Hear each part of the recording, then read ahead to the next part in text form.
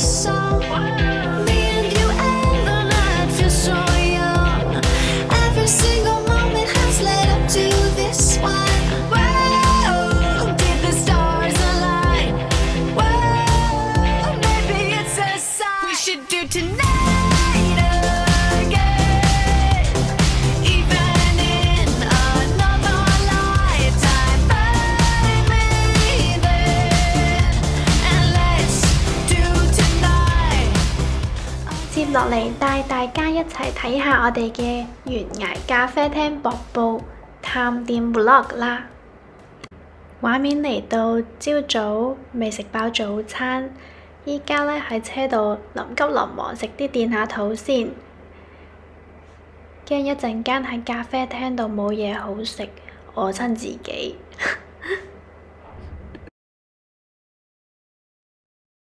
哇！條山路真係好難行啊！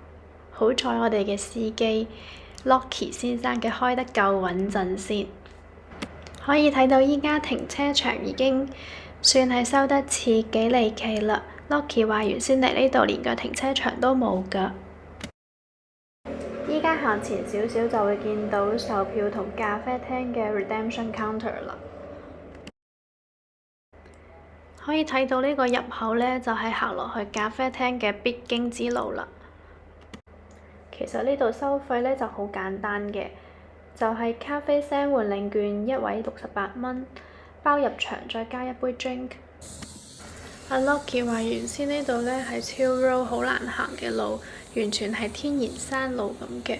但自從呢個瀑布咖啡開業呢，全面 upgrade 之後，成條 trail完全係重新修整過，路況順手好多，新手都好 friendly 㗎。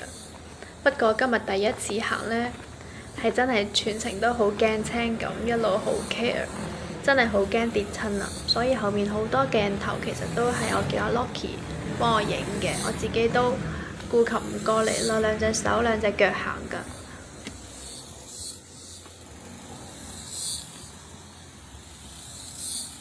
可以睇到呢，我依家喺度攞住部 Pocket 喺度小心翼翼咁喺度行，真係好驚跌親自己，又跌親部相機啊！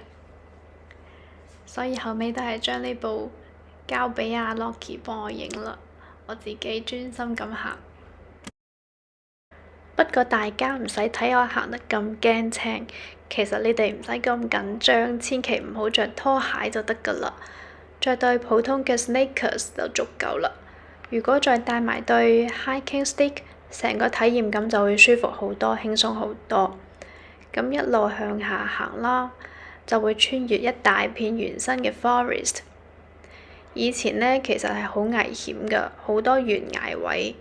依家呢，都加咗啲好安全嘅 fence， 安全感係直接 upgrade 㗎。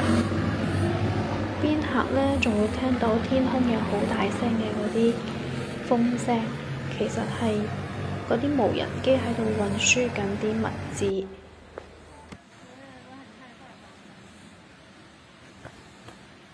沒事。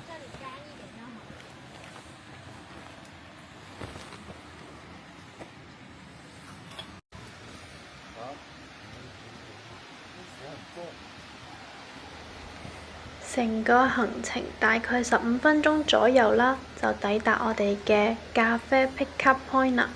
依家終於隱隱約約望到佢嘅屋頂啦。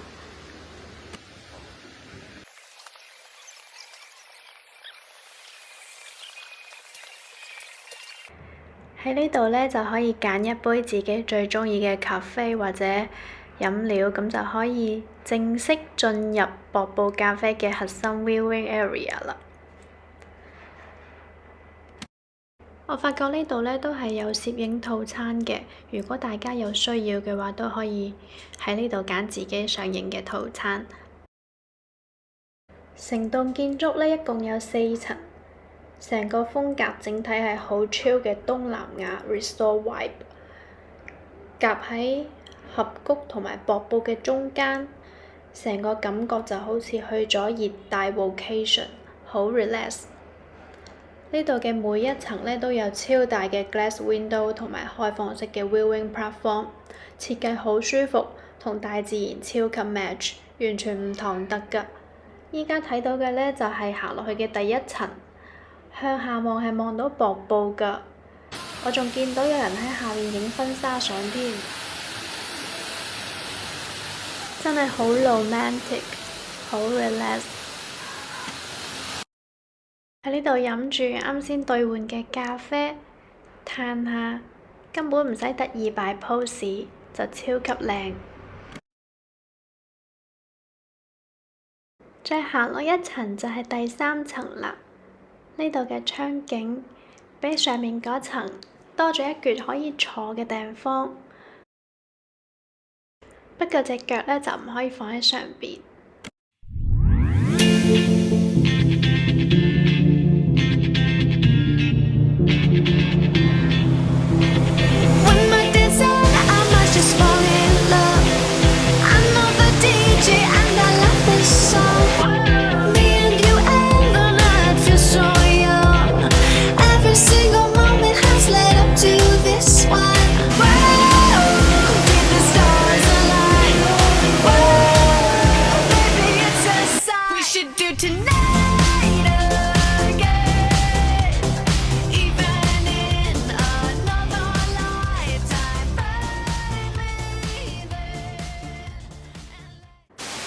行出嚟再向下行，我哋落去瀑布嗰度睇下。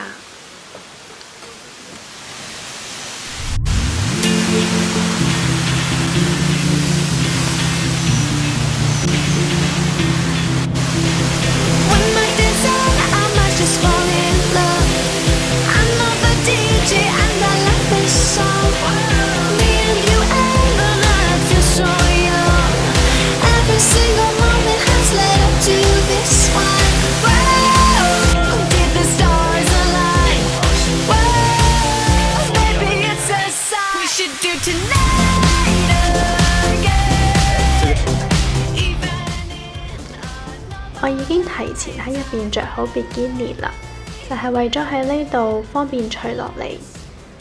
講真啦，呢度真係有啲凍㗎，所以呢，我提前着咗一件外套，就係方便喺影相嘅時候先至除低。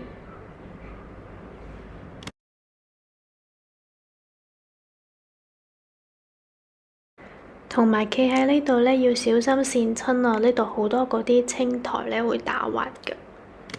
我哋嚟欣賞一下成片啦。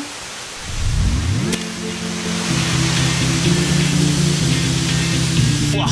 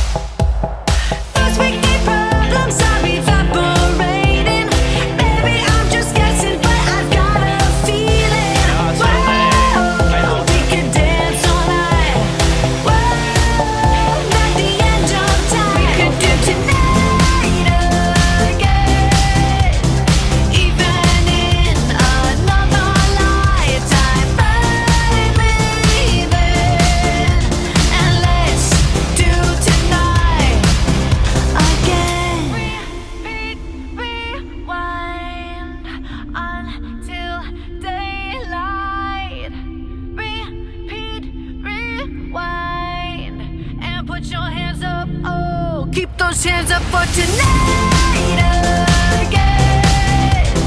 Even in another lifetime, find me there. And let's do tonight again. Even in another lifetime, find me